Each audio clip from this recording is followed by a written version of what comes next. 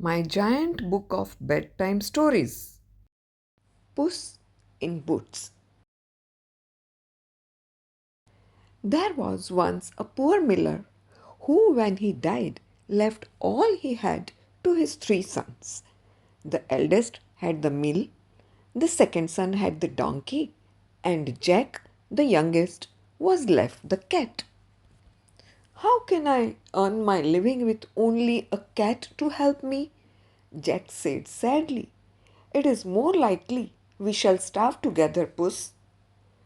Do not be downhearted, master, said Puss. Just get me a pair of tall boots and a sack and put your trust in me. Oh, very well, said Jack, but I don't see how you can help me. As soon as he had the boots and the sack, Puss set out for the woods, where he knew there were some very fine rabbits. After laying a trap for the rabbits by putting a fresh carrot inside his sack, he hid behind a tree, and it wasn't long before a rabbit came along.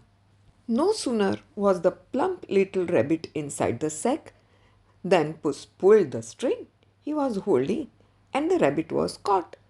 Now it was well known that King simply adored rabbit pie, and Puss headed straight for the palace. When he stood before the king, he said, Your Majesty, my master, the Marquis of Carabas, has sent you a gift of a fine rabbit. The king was delighted with such a thoughtful gift and begged Puss in Boots to thank his noble master. Puss in Boots went on catching rabbits and taking them to the king until he became quite a favorite at court. He soon learned that the king and the lovely princess went for a drive in their coach at the same time each day. You must bathe in the river close to the bridge, Puss told his master one morning. I will hide your old clothes.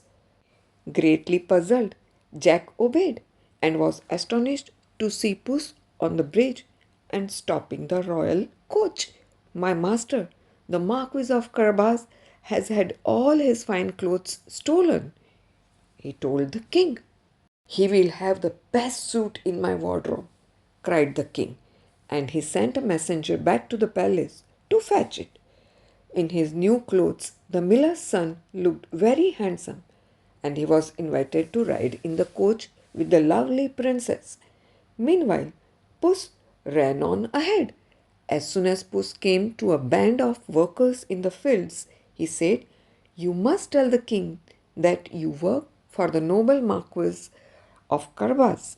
If you don't, I will eat you up. Now, Puss was making for a great castle where he knew a certain ogre lived. The ogre was very rich and very conceited. He was just about to sit down to his dinner when Puss in Boots arrived. I hear, said Puss, that you have wonderful powers. You can change yourself into a huge lion if you wish. That is very true, smiled the ogre, and did so immediately. Puss got such a fright that he scrambled up the nearest curtain and hung on for dear life, while the lion roared and snarled at him. Now I know you have truly wonderful powers, he was just able to squeak. Then he went on. It's easy for a great big fellow to turn himself into a great big lion. I wonder if you could change yourself into a tiny mouse. That must be too difficult for you. Nothing easier, said the ogre, and did so at once. Puss made a dive for the mouse and gobbled him up. Now the castle was his, and Puss climbed the ramparts and waved his fine hat to stop the royal coach as it came clattering past. Welcome, welcome, he shouted. Welcome to the castle of the noble Marquis of Carabas. No wonder the king began to think the Marquis must be a very rich man indeed. In the great banqueting hall, all was ready for the magnificent feast, and the miller's son, who had quite fallen in love with the princess, led her to the table. The king and Puss in Boots watched the pair and both decided, almost at the same time, that it would be an excellent idea if they got married. After the feasting, the young couple walked in the garden, and Jack, the poor miller's son, proposed there and then to the princess. There was no happier young man in the whole world than Jack when the princess declared her love for him.